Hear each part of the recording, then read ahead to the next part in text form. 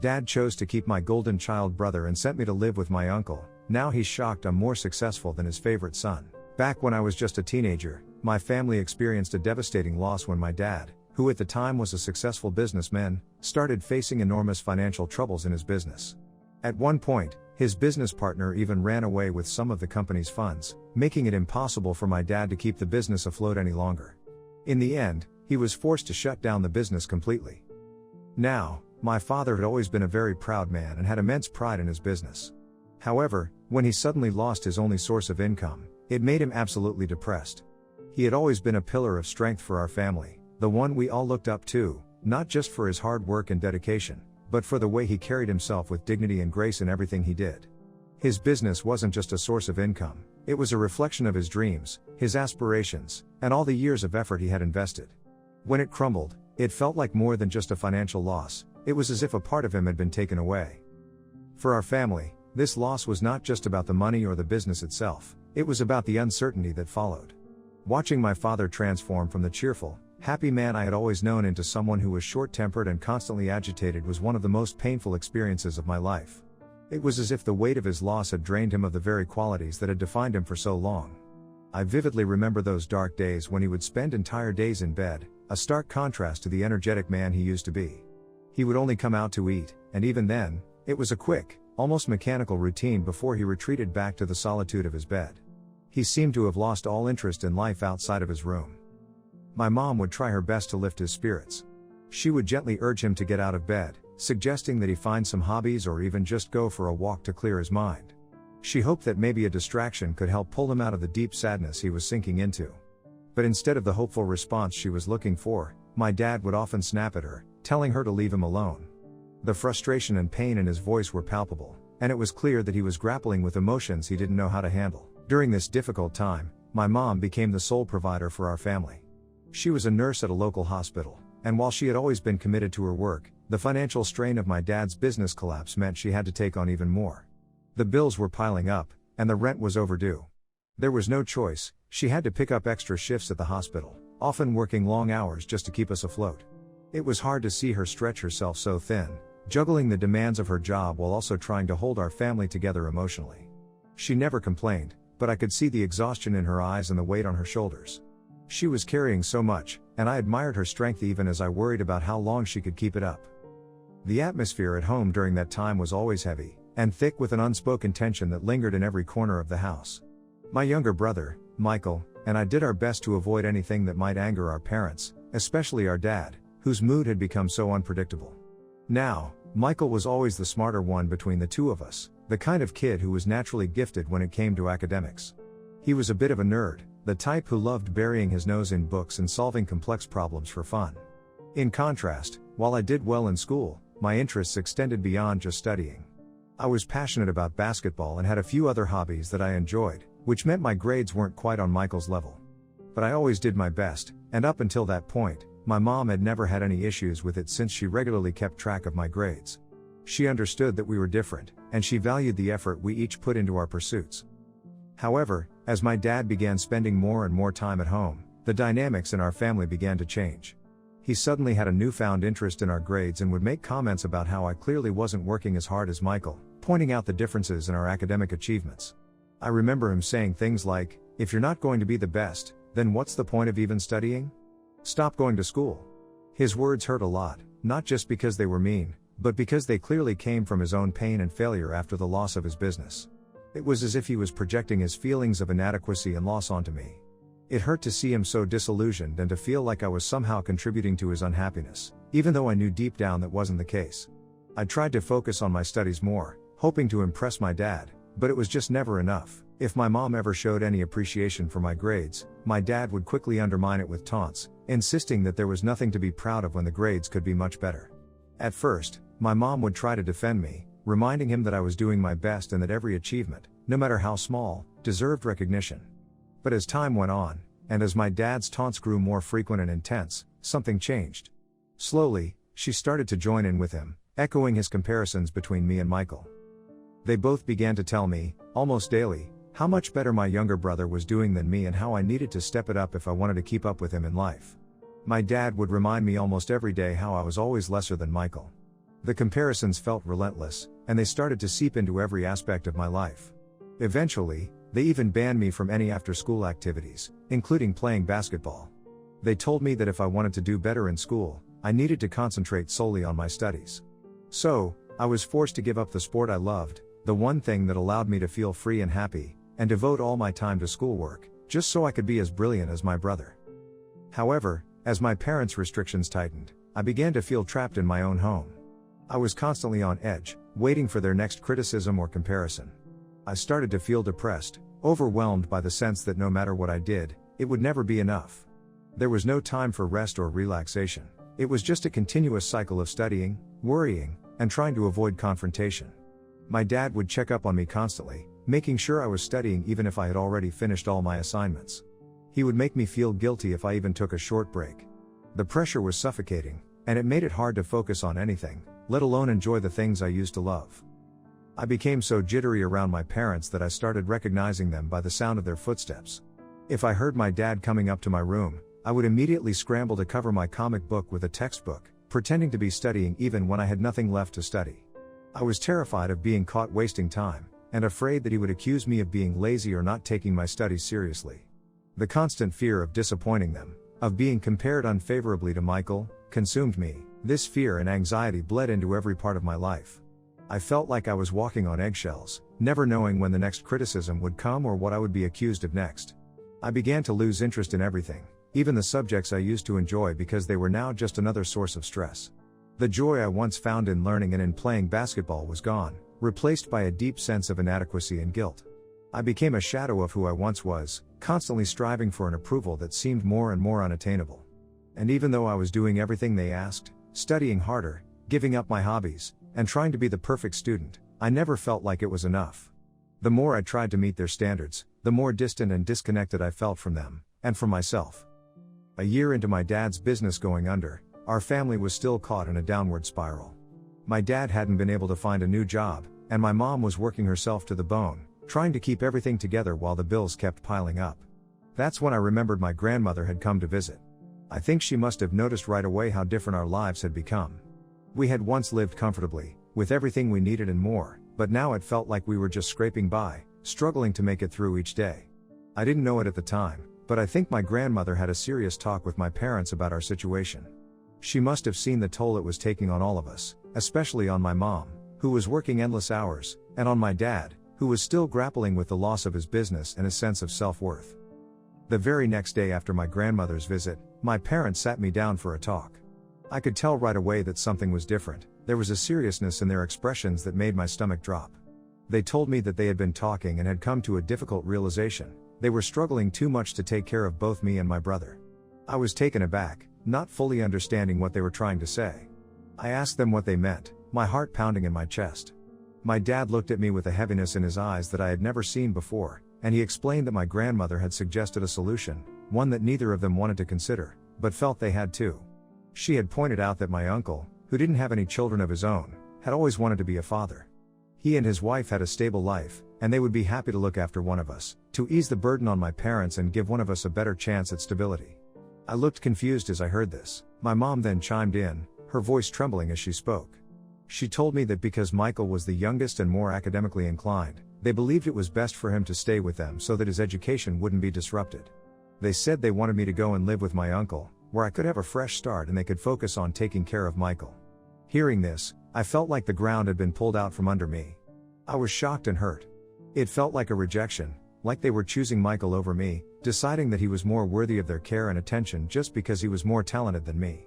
I couldn't understand why they would send me away, why they thought it was okay to separate our family like this. I had always done my best, despite everything that had happened, and now it seemed like none of that mattered. I started to cry and ask them if they didn't love me anymore and how I would work harder on getting better grades, but my dad shook his head and told me that they just didn't have the money to support 2 kids and assured me that I was a better match for my uncle's family anyways. My mom tried to explain how, as the oldest child, I should make this sacrifice without complaining since Michael had a better shot of becoming someone extraordinary. I remember staring at them, trying to process what they were saying. At that moment, I felt a mixture of emotions, anger, sadness, betrayal, and an overwhelming sense of loss. I knew things had been hard, but I never imagined it would come to this, that my parents would decide to send me away. It was as if the last bit of stability I'd left was being taken away from me, and I didn't know how to cope with that. My parents were clearly torn also, and I could see that this decision wasn't easy for them, but it didn't make it hurt any less. In the end, I had no choice but to pack my bags and move to my uncle's place when he came to pick me up. The day he arrived, the reality of the situation finally sank in, and the weight of what was happening became almost unbearable. I remember crying a lot when it was time to say goodbye to my brother. Even though I knew I would still see him at school, the thought of not being together at home, of not sharing the same space, was heartbreaking. Michael was devastated too. He couldn't understand why our parents were doing this, why they were separating us when we had already been through so much together. I kept hoping that this was all just a bad dream, that I would wake up and things would go back to the way they were. But unfortunately, there was no waking up from it. My parents did hug me before sending me off, and while I could feel the sadness and regret in their embrace, it didn't ease the hurt. I knew they were struggling, and that they thought they were making the best decision for everyone, but that knowledge didn't make the goodbye any easier. When I arrived at my uncle's place, it felt both familiar and strangely foreign at the same time. I was comfortable around my uncle and his wife, they had always been kind and welcoming, and I had spent considerable time with them over the years. But this time, things were different. This wasn't just a visit, this was supposed to be my new home. I couldn't help but wonder how many years I would be living here, away from my parents and brother, away from the life I had known. My uncle and his wife did their best to make me feel welcome. They were kind and tried to make the transition as smooth as possible. The first few nights were the hardest. I would lie in bed, staring at the ceiling, overwhelmed by the unfamiliarity of my surroundings. I missed my old room, the sounds of my brother moving around next door, and even the creaks of the floorboards that I had come to know so well. I missed my parents, despite everything that had happened. The hurt was still fresh, but there was a deep part of me that longed for the comfort and familiarity of my family. As the months went by, I made an effort to adjust and make the best of the situation. My uncle and his wife were incredibly supportive, and they went out of their way to help me feel at home. It wasn't easy at first, there were moments when the homesickness hit hard, and I longed for the familiarity of my old life. But gradually, I began to see the advantages of living with my uncle. One of the biggest differences was that, unlike my dad, my uncle didn't get angry with me over small things. He was patient and understanding, which made me feel less anxious and more at ease. Although my aunt was strict about making sure I did my homework every day, she also encouraged a healthy balance. She would let me hang out with my friends after school or play basketball, just like I used to before everything changed. It felt liberating to have that freedom again, to be able to enjoy the things I loved without feeling guilty or pressured. My uncle and aunt also encouraged me to join various clubs at school and explore new hobbies. They saw potential in me, not just as a student, but as a person with interests and passions that went beyond academics. Their encouragement made a huge difference. I started to feel more confident and motivated, and with time, my grades improved considerably. School no longer felt like a burden, it became something I genuinely enjoyed. The stress and pressure that had once consumed me were slowly being replaced by a renewed sense of purpose and excitement for the future. I would see my brother, Michael, every day at school, and we would hang out together like we always had. He would tell me about our parents, how they were doing, and what life was like at home. Sometimes, I felt a pang of jealousy, especially when he talked about the little things they did together. But at the same time, I started to realize that I fit in more with my uncle and aunt. Their home was becoming my home, and the life I was building there felt right for me. Looking back, I realized that moving in with my uncle was one of the best things that could have happened to me. It was a turning point that helped me rediscover my passion for life and learning, and it gave me the chance to become the person I wanted to be, not just the person I was expected to be. When I graduated high school, it felt like a significant milestone, not just because I was closing a chapter in my life, but because I had worked hard, and the effort paid off. I got accepted into my dream university with a partial scholarship. My uncle was particularly proud of me and generously offered to fund the remainder of my college fees, which was a huge relief. My aunt, always thoughtful and caring, even organized a small get-together to celebrate my achievements. It was a warm and intimate gathering with close family and friends. My parents attended the party, however, they did not seem particularly thrilled with my success. They didn't seem overly excited about my acceptance into college, and instead pointed out, almost casually, how in a few years, Michael might get into an even better university than I had. Hearing them say that was strange and unsettling. This was supposed to be a day to celebrate my achievements, a day where I could finally feel like I had made them proud. Yet, instead of simply complimenting me and letting me enjoy the spotlight for one day, they seemed more focused on Michael's future potential than on my present success. What made it even more confusing was that I didn't see this as a competition. I would genuinely be happy if Michael got into a great university and achieved his own dreams. I loved him and wanted the best for him. But it was disheartening that my parents couldn't set aside their comparisons, even for this one day, to acknowledge my hard work and success without reminding me that they loved my younger brother more. Throughout my time at university, my parents came to visit me only a handful of times. Each visit they visited, their conversation would inevitably shift to Michael. They'd talk about his accomplishments, his potential, and how proud they were of him. However, the situation took an unexpected turn when it came time for Michael to go to college. The reality of the situation was that he wasn't accepted into his first choice university and had to settle for his second choice. While his second choice was still a good university, it wasn't the prestigious institution my parents had been hoping for. They had been banking on his acceptance into the top university as a way to boast about their younger son being superior to the older one, me. With Michael's college placement not living up to their expectations, my parents found themselves in a difficult position. They could no longer use his achievements to compare or outshine mine, which seemed to leave them frustrated. The narrative they had carefully crafted, of Michael being the academic star, was disrupted. Now, they couldn't brag about him any longer. Although I felt a sense of vindication, I also felt a pang of sympathy for Michael. Despite the way he was used as a benchmark in my parents' eyes, he was still my brother, and I knew that he must have tried his best to get accepted into the best. Over the years, my relationship with my parents remained strained and eventually became almost non-existent. They rarely ever called me, and I stopped reaching out to them as well. After graduating from university, I landed a high-paying job across the country. I was a bit nervous about accepting, but my uncle and aunt encouraged me to give it a try. I am glad I took a chance and moved, as the opportunity allowed me to save a significant amount of money and make smart investments. 4 years ago, I was offered a senior managerial role at a major corporation, thanks to my extensive experience. The salary boost has been more than sufficient for a luxurious lifestyle, and 2 years ago, I achieved one of my biggest dreams by purchasing my own home. While I haven't gotten married or had children yet, I've chosen to spend my money on myself and the things that make me happy. Meanwhile, I haven't forgotten about my uncle and aunt. I regularly keep in touch with them and make sure to send them birthday gifts and Christmas gifts each year as a token of my appreciation for everything they've done for me. I've also stayed connected with Michael, my younger brother, and continued to support him. Last year, Michael shared some troubling news with me. He had been laid off from his job at a tech company due to the economic downturn and the ongoing job crisis. Since then, he had been working on starting a business with a friend, but the venture wasn't progressing as smoothly as they had hoped. Given the challenges he was facing, he reached out to me for financial support, asking if I could invest in his business. Even though I didn't have detailed information about his business plan, I decided to invest in it blindly. My primary motivation was to show my support for Michael. I understood how tough the situation was for him and wanted to help him get back on his feet. I didn't even care if the business was going to fail, because all I wanted was to have my brother's back.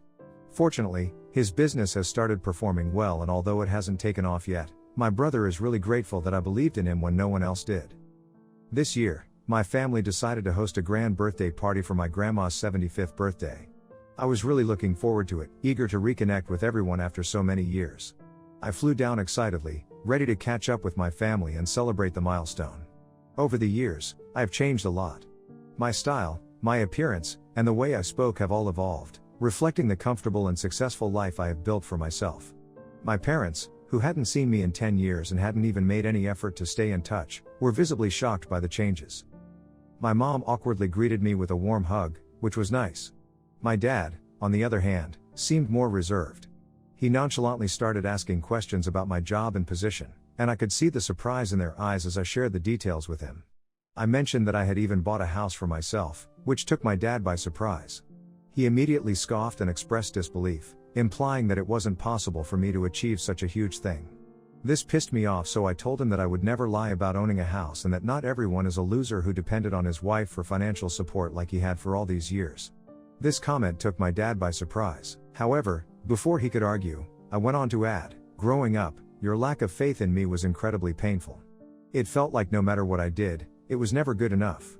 I faced constant criticism and was always compared to Michael. However, I am not that little boy anymore.